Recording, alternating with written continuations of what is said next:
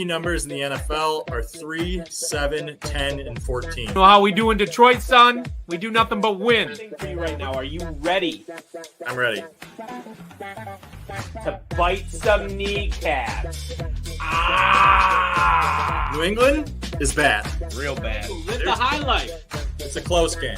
The Taylor Heineke life. Yeah. I love this pick. Tampa has been overrated all season long, and the people who make the books are still on this. They got blown out by Blake Purdy. Can Justin Jefferson be stopped? I don't know. If you watched how Carolina played with Andy Dalton, they were fine. Well, more importantly, Adam Thielen is probably like, can we put Andy Dalton back in? The spread's the way to go. You just have to know how to bet. Hey, how's it going, everybody? I don't know why I'm cropped here. Something is stuck. Can you click it? This is weird. I don't know why. Oh, I have to remove this. I'm sorry. There you go. Oh, wow. That was on me. That was on me. That was on this guy right here. Smash tried to produce, and look what happens. I am not a producer. Alrighty. So welcome to Betting Bros, Math versus Smash. I'm, of course, Math. That is Smash. Got a big games today. Yeah.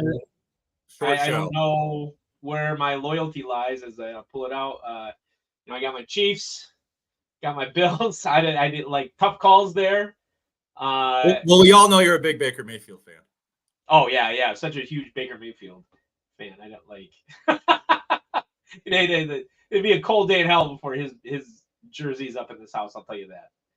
Especially if he beats the Lions in the playoff game. Well, he already it fits. He robbed him last year. He couldn't do the against the Seattle Seahawks, and then lo and behold, we get him in the divisional round, and I don't know. I'm not afraid of him, but I will say I wish it was the Eagles after how they looked last week. Oh man, I wish we could play the Eagles this week. Oh, Matt Patricia. We both did pretty good though. I mean, Houston. The model said Houston. That's where I know we both said that. That was the only one I missed. The only one I missed was Cleveland. Kansas City obviously took it to Miami. I didn't bet the Buffalo-Pittsburgh game, but I guess I should have just bet Buffalo because they took it to them after the weather was better.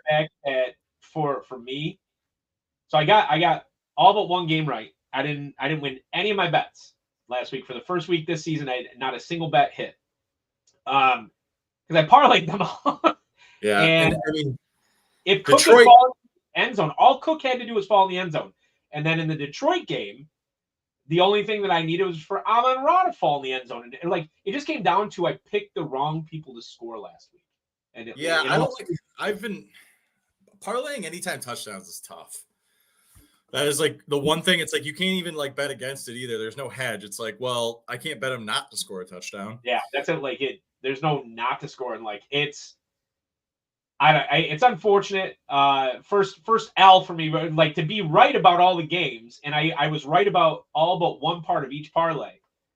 That's frustrating. That's why it's sports betting. I lost on Detroit and Dallas, and I lost on Detroit because obviously they didn't cover, and then Dallas just oh boy, I cannot believe they're running it back. Lions money line.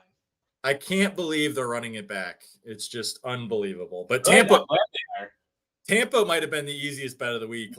Just to take a look at how Philly fans are feeling. Wait, raise your hand if your team won this week. Yep, I'm going to count that as a dub. Okay. Big, meaty dub. Max, where's your... Jake's team didn't win yet. Max, where's your hand? Team didn't win yet. Your team didn't win either. Did you not listen to the sports podcast that we're doing? We won because all the teams around us in the draft happened to win. We won because the Chiefs lost. Max, so your hand wasn't raised. Is there an issue? It's tough. I ain't going to work here no more. That's what that guy. Well, so Sirianni hasn't been fired yet. The owner and the GM asked him to put together his list of coordinators, but that's exactly what happened to the guy who's at Jacksonville now when they fired him. So, well, the biggest thing is this: is that if Matt Patricia is on his list, there is no way they should keep. Nobody stop hiring Matt Patricia. I realized I was drunk when I texted you and Steve this, but I do believe that every contract should have if you hire Matt Patricia and lose games, then you automatically are fired with no pay. There has to be a Matt Patricia clause because how does the man keep getting jobs? Dude, he's got to have the dirtiest blackmail on Roger Goodell ever. And then, he's just like, if you do not make me an offensive coordinator, I am going to bring down the NFL. Well, I think Matt Patricia's deep throat. Well, we do have something special planned because it is a short week. Obviously, just getting shorter as we get into the playoffs. But let's get the bets up. Yeah, we can go through these pretty quick. So I like Houston has entered the range. I want 10, and I'm going to keep my eye on 10. But with it being 110, unless something miraculous comes out, I think we're stuck on 9.5. Yeah, I don't mind 9.5. I think Texans will play close. Baltimore's defense doesn't scare me. Except for they're one of the best DVOA pass defenses of all time. Okay. Here's the thing. They just went in. I know it was away from Cleveland, and the past 2 games, Cleveland had problems away from Cleveland playing defense, which makes no sense to me. You're supposed to be able to play defense anywhere.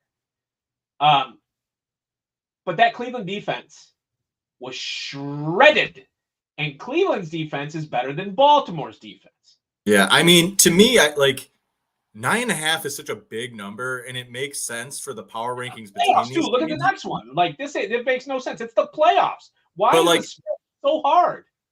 Both these are 2 underdogs you don't want to bet against. You want to know why you don't want to bet against them? Because both the quarterbacks are playing out of their minds. CJ Stroud might be the best quarterback in the NFL right now playing. I'm not saying he is better than Patrick Mahomes, but how he is currently playing and the way his receivers are playing, man, they're Jordan scary. Jordan Love too. I mean, I don't want to jump ahead, but the Ravens. Who did the Ravens lose to? Right, they lost to Tennessee the last time they were in the playoffs. They are very capable of laying an egg. Also, Lamar Jackson is a terrible playoff quarterback and always has been. And don't forget their offense. If Lamar crumbles, they have no offense. Well, yeah, because the running game's good, but it's predicated on him, and the receiver good, not great. To set up the run now. They don't run to set up the throw in that offense anymore. They don't have a bell cow. Andrews is on IR. Andrews is back. It said IR on Daily. Oh, did it? They might have finally called it, but likely he's good. But Andrews would have been interesting as far as I would have felt better about betting on the Ravens if Andrews there. So Zay Flowers is not a number 1 target, not consistent. OBJ is ancient and not consistently effective. Their run game is not predicated on 1 running back. It's all 3, and they just picked a hot hand, which I still don't think is a good way to win playoff games. Well, if they had Dobbins, it would be a lot different, right? They just had a lot of injuries too. I haven't been on the Ravens. You know this. I haven't been on the Ravens all season. It's just not my favorite makeup of a team. You should love them based on their ratings, but it's just when they win 9.5. Rarely decisive. The Lions game was one of their decisive wins, right? Yeah. They dominated them. But the Lions, nobody pays attention to this, were missing 3 offensive linemen, 2 running backs, and a receiver in that game. I don't think that's a good indicator. I just don't CJ Stroud is not scared at this moment. The dude has played the national title, or not the title game, but he's played basically in the title game. And then he just came in last week and just showed Cleveland who was boss, right? I think he's definitely up for it. So you don't really have a quarterback advantage. And I think probably Harbaugh's probably a better coach than Ryan's currently. Yeah. But is Houston's offensive coordinator better? That guy. I'd like the Ravens to win, but I think it'll be decided by a field goal or potentially less. And the backdoor cover here is just terrifying, right? If CJ just with against prevent defense, they're down, let's say 14 or whatever, and he just wings a touchdown and you lose. Just wings a touchdown with 2 minutes left, and it's 7, or they go for 2. That's how you get backdoored. Dude, that is how you get backdoored. Good court. I never want to put big spreads against good quarterbacks, man. It's just scary. I agree. Especially how good Houston's been as a dog this year. They've been bad favorites and incredible dogs. So Speaking I like of it. Same situation. Yeah, I mean, we can just copy and paste that conversation we just had, except one thing. Except for one thing. They're chanting Purdy, by the way. Brock Purdy chants in Santa Clara. Blake Purdy is not going to win this game, I don't think. We do have a 10 points. Like we even get more of the hook with the Packers, man. I mean, oh yeah, I like both of these teams to cover. Now, if San Francisco wins, it's not like I'll be surprised. But if Green Bay wins this game and people start running around like, oh my God, they clearly have not watched this team since Thanksgiving. And they're playing hungry football. I'll tell you what, it was not Dallas that lost that game. I hate this narrative right now that Dallas just lost that game. No. Well, Dak looked pretty bad. Well, but that's the thing. The Packers made him look bad. Well, the other thing is I don't know why McCarthy didn't run the ball. Like that was the other big thing. Like the Packers still have a weakness. I know you like No, I don't like Pollard. I do not like Tony Pollard. I liked him when he was a good running back. My little Tony. It was my little Tony. Let me tell you, that team played like a bunch of ponies this year. They need to draft a running back. I mean, Pollard proved that he is not a every down running back. Now, if he's the second guy, he did great. The guy's electric, right? But he is. I don't know if he is though. I mean, after that surgery, he just does not look like he has it anymore. Maybe, but the days of them. God, remember Marion Barber and then Zeke. Like the days of them being a dominant running team are just gone. Marion Barber was a fantastic fantasy draft running back in Madden. Madden all the time. I'll say this: Derrick Henry winds up with a star on his helmet, and you're looking at them probably being in the playoffs again next year. But they're going to be in the playoffs again. They'll just choke again. The Packers beat them. They beat them, if anyone has the Packers numbers, it's the Niners, man. I mean, it's a different team, and low key, nobody has said this, but if you rewind 3 seasons ago, Aaron Rodgers' MVP season, which shouldn't have been, like they analyzed the numbers, he probably shouldn't have been MVP that third time. Right now, Jordan Love is playing better football than Aaron Rodgers was at the end of that season. I will say with the mobility Love has, it's going to be good against this pass rush, but man, I like +10 because it's such a big number, but like traveling all the way across the country, West Coast games are tough for East Coast teams, especially the NFC North. And I do think San Francisco's run game will get going in a big way, and San Francisco has had Green Bay's number. That being said,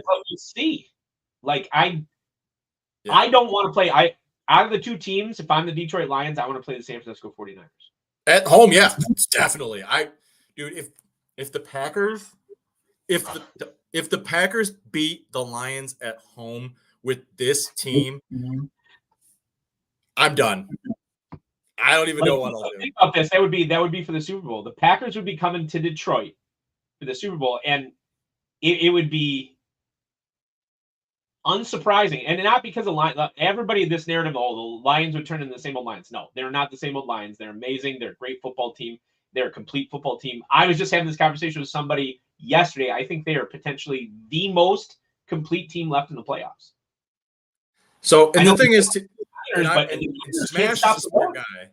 So, Smash, the question is, what phase of the moon will we be? Because, like, dude, the waxing gibbous, we got destroyed, but the Lions are on fire.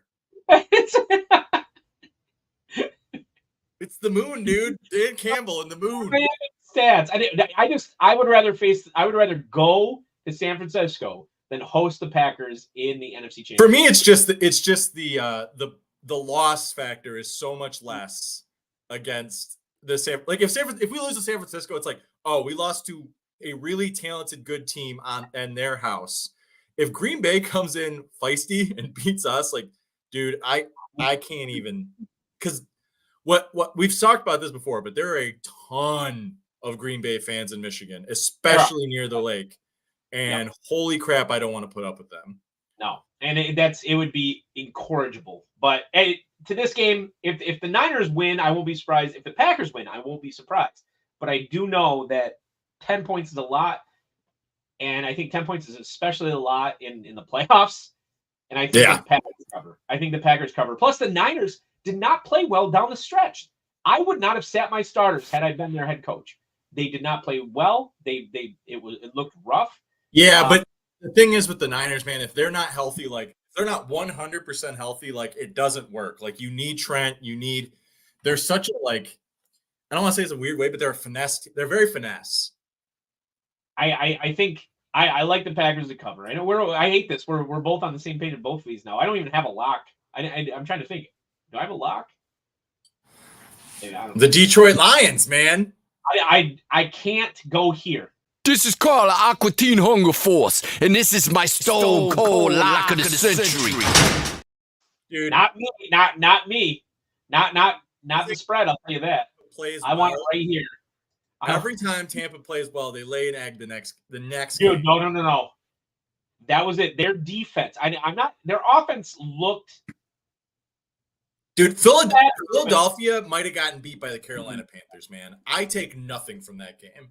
Their defense looked great, and I'm afraid of how much. My defense could look great, dude. They were, in the stands, Philly fans could guess what play they were going to call before they called it, because the Philadelphia's play calling was so uninspired by the end of the season. Like it was the same. Like it was like, well, we're gonna run this RPO or this swing pass, or we're gonna throw it deep, and they couldn't throw it deep because AJ Brown wasn't there. I said it all season that they're and you know who I felt bad was Devontae Smith. He got beat up in that game, and he played great though. Like Devontae didn't. I mean, he really wanted it. Like he played a great game, but by the end, his uniform was not green. It was like almost entirely white, and also, it was a rough game for him. Jalen Hurts lived up to his name. He was hurt again. The brotherly shove got stuffed at the goal line. I'm telling you, this Buccaneers defense is hungry. Dude, Vita Vea, man. I mean, you try to run up. And Winfield Jr. Trouble. I think I'm way off Amon-Ra this week because Winfield Jr. is going to be pressing him at the line of scrimmage, and they're both the same size. But Amon's good at breaking a press, though. He's quick. I hope. Oh my God, do I hope? But I think it'll be closer than people expect. I don't like 6 points. I like the Lions to win maybe like 28-24.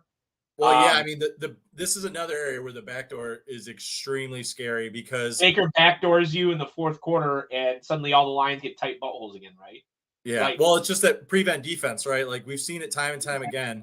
The Lions, when they keep the pressure up and Hutch is getting after the quarterback, everything's good. As soon as we try to like protect the lead, which all teams do, but even more so all teams do. With this young secondary, though, it's just like, man, like if you're not getting to the quarterback with 4, you're in trouble. And Tampa Bay, the nice thing is, though, is Tampa Bay dude, Rachaad White is going to get like run into a brick wall. I think so. Least efficient runner in the NFL, just FYI. I know he was good in fantasy this year. Dude averaged like 2.9 yards a carry. That's it. He's the problem is they have nobody else. And don't forget, we have the ultimate X factor. Todd Bowles is coaching the Tampa Bay Buccaneers. And I think I got into the Buccaneers. I picked against them all season. I thought for sure the Saints or the Falcons. I really think they just got a good draw, man. I think that Philly was a broken team, and they just took advantage, which is fine. Which is fine. But if the Lions blow them out, I won't be surprised. The Lions are a better team. 20-3 was it? Was the game 20-3 earlier? Yeah. But this is a different team than they faced. And Baker is Baker. He's gritty. God, do I like talk about two gritty quarterbacks, Jared Goff and Baker Mayfield, right? We'll see if I will say like maybe like a Mayfield unders might be in play though, because the Lions have almost knocked out 3 quarterbacks in a row. Like Matt Stafford should not have been back in that game. No, it all comes down to Hutch. Hutch is really like it's weird because he didn't put up the numbers really. I mean, he had 9 sacks in the regular season, but his impact is such that if any other player on that defensive line does their job, they can cause so much havoc on quarterbacks. When Hutch gets free and moving, man, he's a leader too. Like I don't know how much you like. I watched a ton of like the post clips and stuff. Like, man, he was leading the team, and everyone was loving it, and he was just so active. Like he wants it. He wants it. And so I think that the Lions win the game. I don't like the spread, even though it's big. I just don't like the spread because of the back door. I don't mind -6 is a little tough, but like it's not -7, right? We are still getting under a touchdown, which is you're getting a touchdown. I didn't like, but I mean that's why I'm staying away from Buccaneers to cover. Yeah, if it were 7.5, I might take the Bucs to cover. But Lions win the game. I think Gibbs has a great game. I'm high on Gibby for this because he's going to get some checkdowns. They're going to put pressure up the field. But I'll tell you, if they stay in Goff's face, this could go another way. The most exciting topic in Michigan are the new Detroit Lions. Cutting you off right there. We're good. We're good. Before I start getting into what could happen. No, I don't want to hear negative narratives. It's not allowed. All right. Here's my lock. Here's my lock. Dude, right there. I hate it. It's hurting me. I'm wearing my Mahomes jersey right now. But this is a win-win scenario. This is called the Aqua Teen Hunger Force, and this is my Stone Cold Lock of the Century. Bills by a field goal. I'm calling it. The Chiefs are banged up. I think Mahomes. The Bills defense is banged up though too. You're gonna have to watch that injury report tomorrow. Well, for sure, but I think that like the difference is this: the Bills defense is playing better. The Chiefs defense is playing well too, but the Bills have played nothing but good defenses up until Miami, right? Like, I think that the Bills win. Josh Allen elevates them to the AFC Championship game. And I do like in the game though, I do like playing the Chiefs defense in daily because the Bills will turn the ball over. I will say too, I mean, I think Kels in daily and in an anytime touchdown, like the dude scores against the Bills. Like it happens every single time. So 2.5 is a great number. I'm glad we're getting 2.5. I know we're wheezing the juice at -120, but there's nothing you can do about it. And but if you're getting, I mean, if it comes back and you wing back a +3 to the Chiefs and you can middle in that area, that could be fun too. But like, because it's hard. It's right. It's like Mahomes. I think Mahomes plus money or plus points is like 12-1 or something. Like the dude is money in underdog situations because he's so good at coming back at the end of the game. Like, and that's my worry on the bet, really. But I just think the Bills are the more talented team this year. Don't forget what happens when the Buffalo Bills come around. That no one circles the wagons like the Buffalo Bills.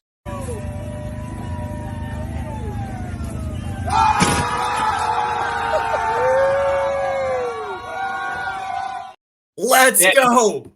Mahomes has to go to Buffalo, which is different. That's a different environment. Dude, I won't want to know how many tables are going to be in that Buffalo parking lot because I've been to the Buffalo parking lot. Just for a regular game, I think it was against the Colts. I can't even remember who they beat up on, but the entire dumpster was full of broken card tables. Love it. We got enough time this week. Matt and I thought we'd show you guys a lineup and my thinking behind it, so to speak. And you can give some feedback on it.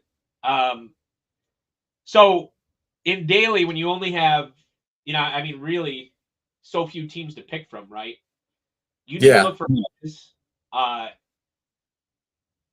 always argue that if they're limited selections, you stay away from top tier quarterback because people's instinct is usually to play Lamar Jackson or Josh Allen. I think that's what most people are going to be playing. So I'm staying off. I'm going with Goff, even though I'm worried about the pressure in his face. So I think that Goff might throw a couple short field touchdowns. Is my thought. What do you think? I think Goff's fine. Goff at home, man. Like if you're getting him less for cheaper than like Mahomes hasn't been great this year. Mahomes is more expensive. That's it. I don't get. And Allen's probably gonna have to rush some touchdowns in to have value, which is he's done quite a few weeks in a row now. But like, if he throws 2 picks and you lose 4 points, like that hurts. That hurts. I think Goff plays mistake-free football. At least I hope he does, especially in the dome.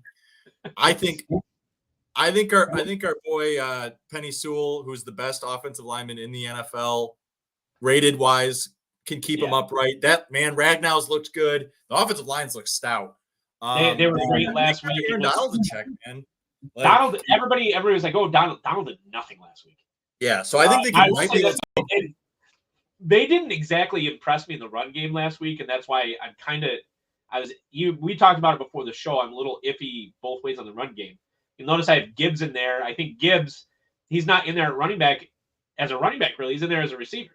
I will say some of the weakness of Tampa too is also, I think you can either swing out on them on tosses, or you can, if you get to the second level, they're in trouble. Their defensive line is where the strength is, and blitzing, right? So it's like, okay, catch them on a draw, catch them getting out to the outside quickly, catch them on a screen. And I think that's where, and I think Gibbs is going to be very involved. And I think that's where it's a good, because not everyone likes to double up.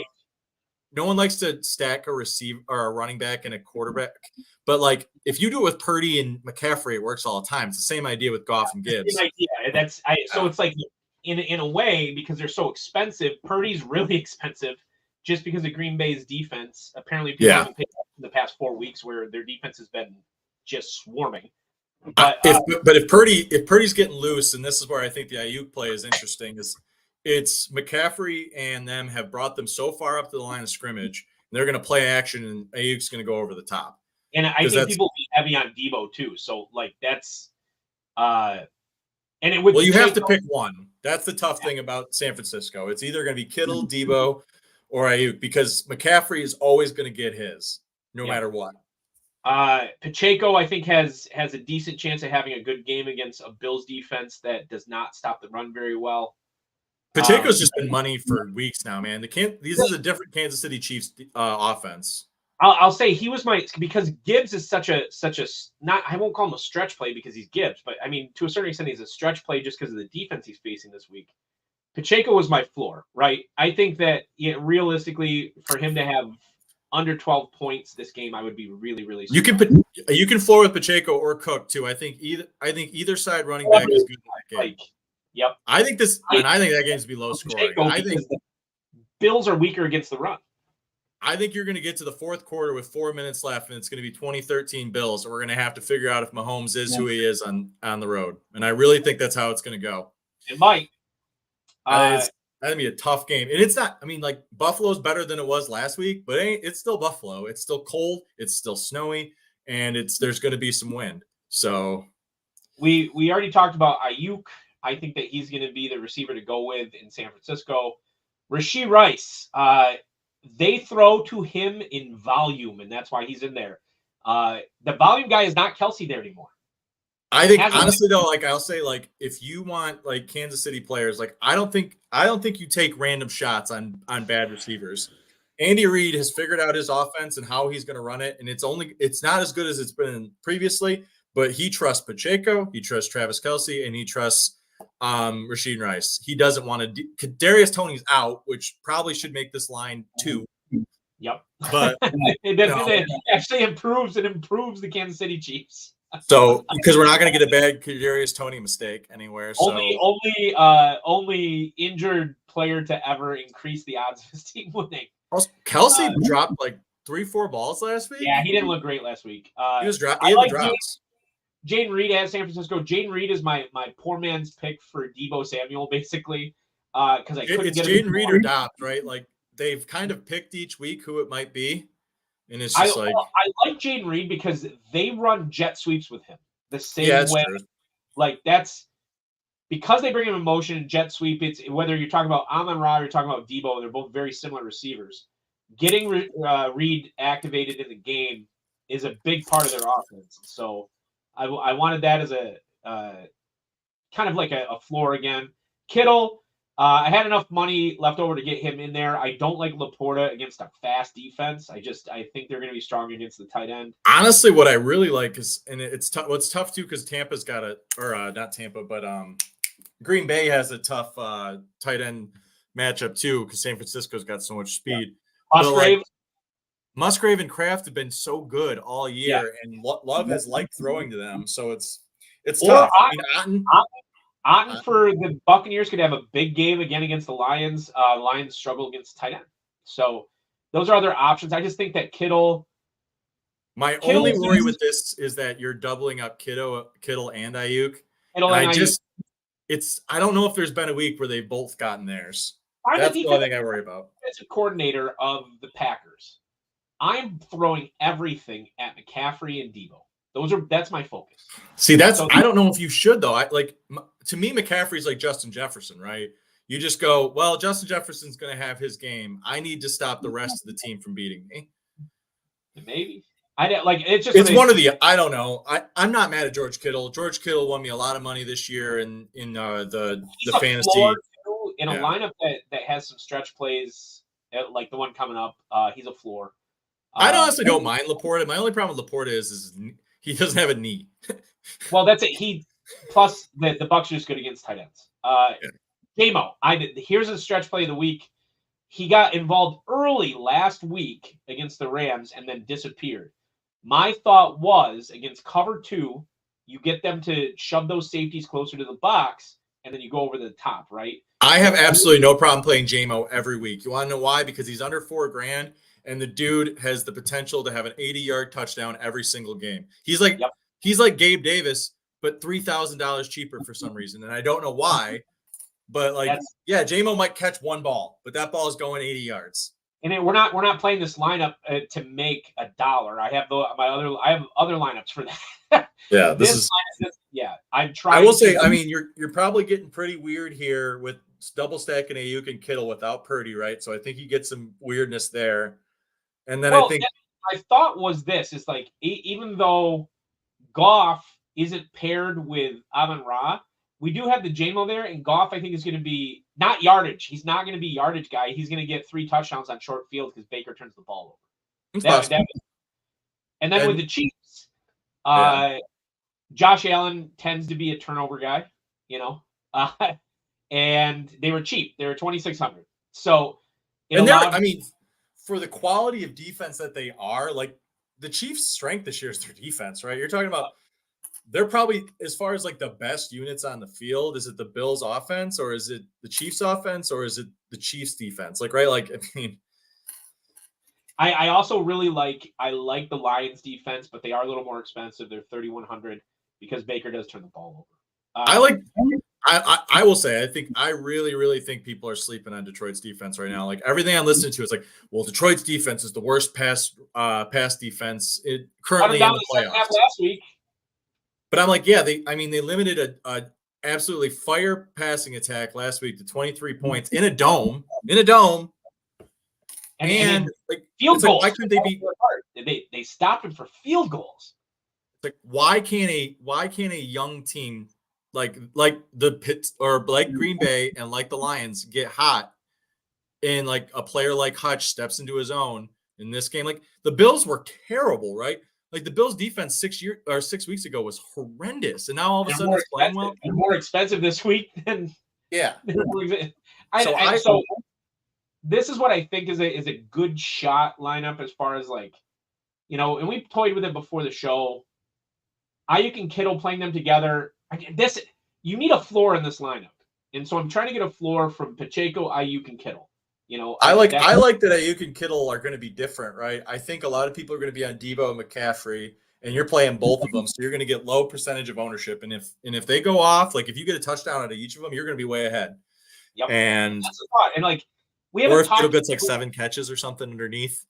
Yeah, we make recommendations every week about daily, but we wanted to sit down and show you guys like, hey, here's a lineup and how the meta of it, right? How we thought about going into it. And there's a great show for it too. It's a CBS DFS. It's hosted by Sia Najad, who's a good golf analyst and a great fantasy football analyst, oddly enough. But they talk about this all the time. Know what games you're playing in. If you're playing in a cash game where 50% of the field's cashing, this is probably not a good lineup because JMO doesn't have a good floor. And like that lineup could crash and burn, and you put all of that risk in there for very little reward. But if you're playing a 10,000 person tournament at $5, then and only the top like 20 cash, well, top 20%. Well, that's a whole different ball game. But you have to be different than the other 80%, which means you really have to have a couple low percentage played players. You really have to find some way to be different. I like playing tight end double stacks sometimes just to get weird. I like Smash and I were talking earlier, like a Montgomery Gibbs stack, because usually someone picks one or the other. Gibbs is not going to be the running star of this game, I don't think. I think if they run the ball, it's going to be Montgomery because of the kind of defensive line with Vita Vea that the Buccaneers have. It's going to be the like sledgehammer, right? Yeah. I don't think, but Gibbs could easily get 5 or 6 screen passes or take a toss to the house, right? Take an 80-yard toss to the house. Yeah. So you got the volume and then the home run at the same time. And so you like both players have in my opinion, a pretty good floor. It's playing Gibbs because he has a higher ceiling, but both players have like. It'll be interesting to see who Tampa's really trying to shut down in the short fieldage game. Is it St. Brown? Is it Laporta? Or is it Gibbs? Because if they shadow Gibbs, pick your poison with the line. You got to pick one of them. Yep. And that's what's going to allow Gibbs, in my opinion, to kind of like shine. It's like they are going to be focused. I hope the plan eventually next year is to run more shotgun formations where both Montgomery and Gibbs are on the field at the same time. And so you force the defense to be in a mode of like, which one? And I hope that's the plan because right now they do. I don't like this. They ran the numbers and the Lions have a tendency to throw when Gibbs comes in and run when Montgomery's. But all right. So Goff wants a big contract next year. We let him go. But you know who could run RPO? Hendon Hooker. Hendon Hooker can run RPO. Oh, they got Goff for one more year. I think it's guaranteed. I don't think it's a player option. It's fine either way. I mean, the truth of the matter is if Goff asks for too much, it's going to be Goff or Sewell, and we're going to pick Sewell. You have to pick Sewell because he's what makes Goff better. And Goff is nothing if under pressure. Like he literally becomes a pumpkin immediately if you throw hands in his face. So anyway, that's our thoughts on daily. Those are our thoughts on the games. Is there any last tips you want to give them? Maybe a parlay you were thinking about? Honestly, like we were talking, I think a Laporta anytime touchdown, if you can get it 5-1, is interesting. Just because he's so good, even without a knee, just sneaking under the defense. He has a nose for the end zone, which is hilarious because he comes from the lowest scoring college on earth. You know who he actually reminds me a lot of, and I mean I don't know if I should make this comparison or not. It's not very PC. Aaron Hernandez.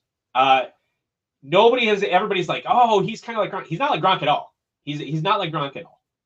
Well, no, because he's not really going up for passes, right? He's just somewhere. He's somewhere sneaky underneath the defense, and you're like, how did he get there?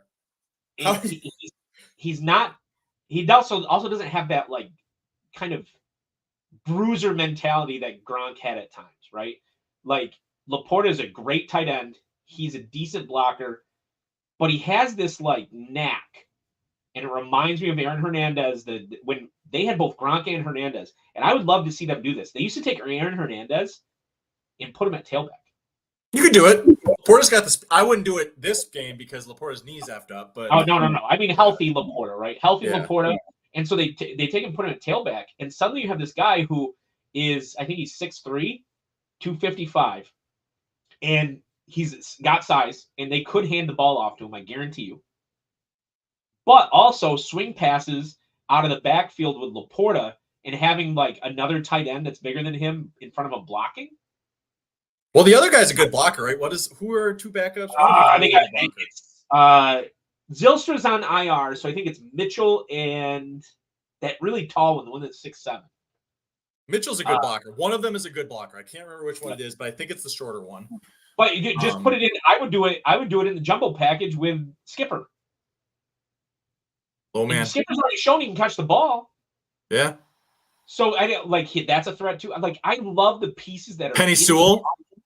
Or Penny Sewell. Like Skipper comes inside and Penny Sewell's the eligible tight end. We threw to him for our first down last year. Like there are a lot of options available and athleticism on this offense. And I do think that Laporta healthy is a game changer. So I like that bet. Like suppose he's healthier this week than he was last week.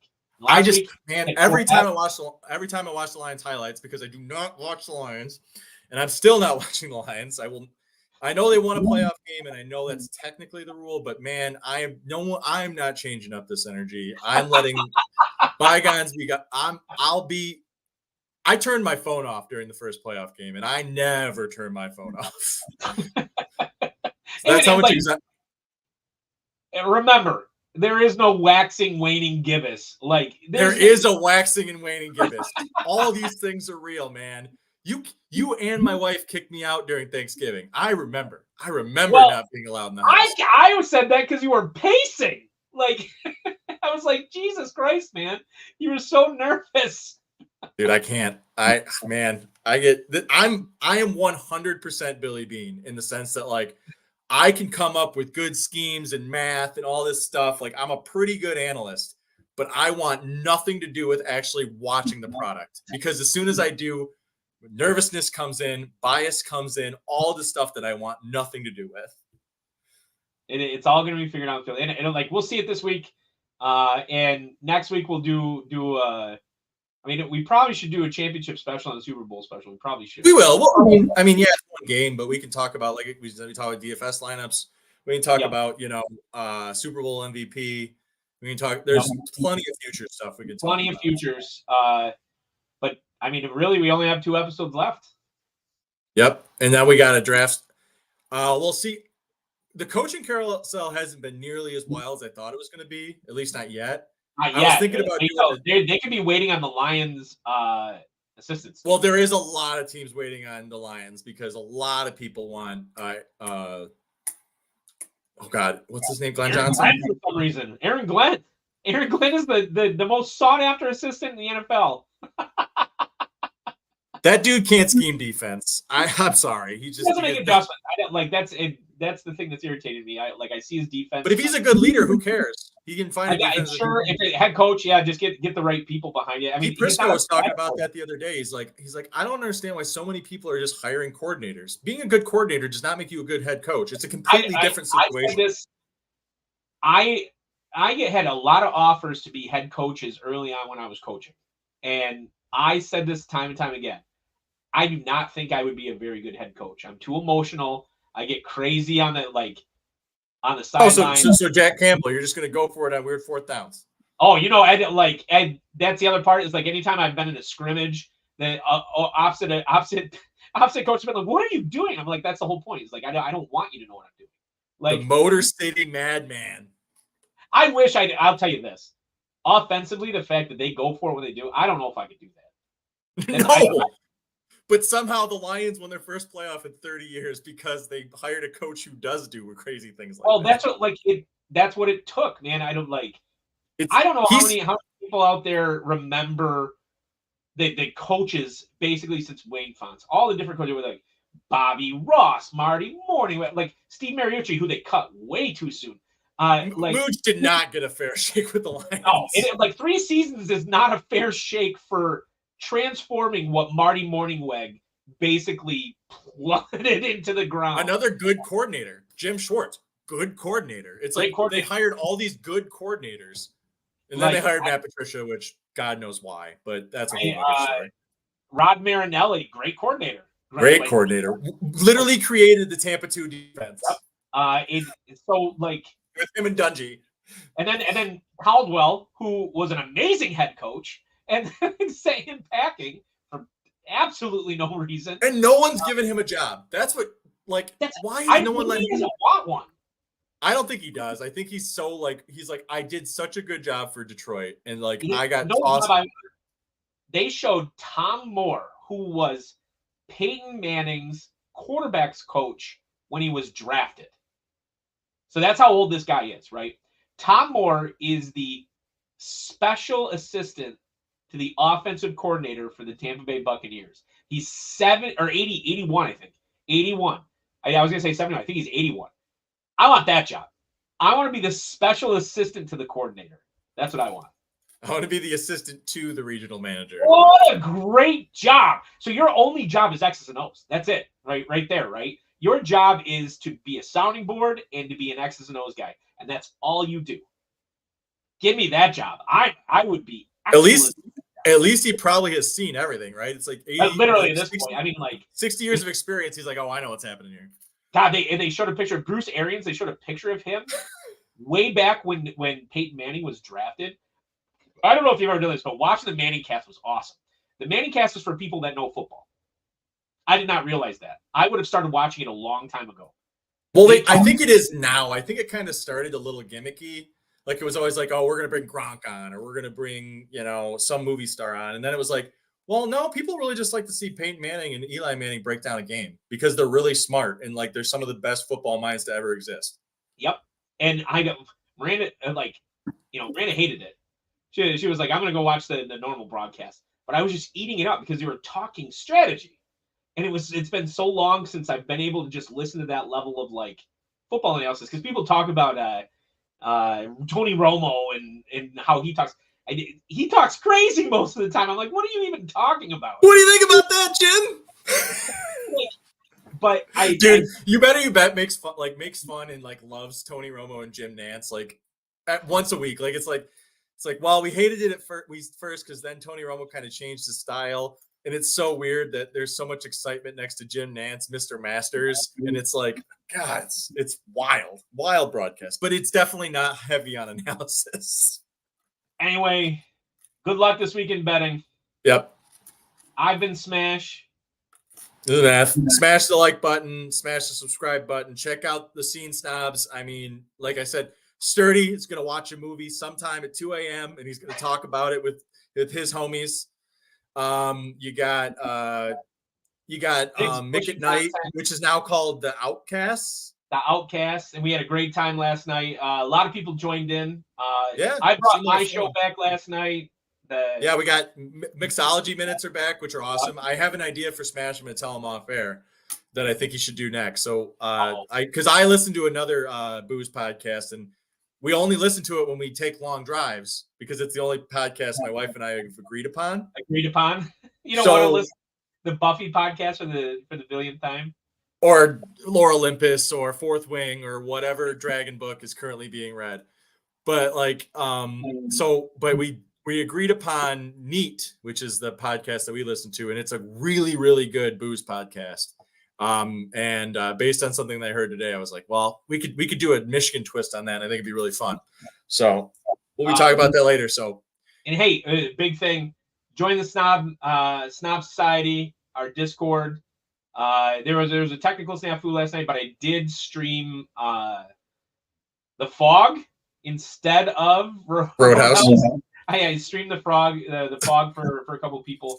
It's a big left turn right there. It's a big left turn. I didn't like. I don't know. Roadhouse isn't my favorite movie anyway, so I wasn't that disappointed. Oh, dude, I love it. Okay, I should say like Roadhouse to me is a lot like Full Metal Jacket.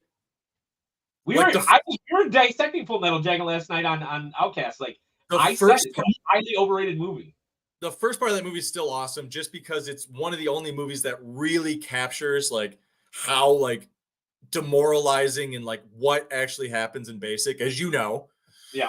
And then the other thing about it is like, I don't care how much you say that it's a great depiction of the Vietnam War. The second half of that movie is A, boring, and B, unnecessary.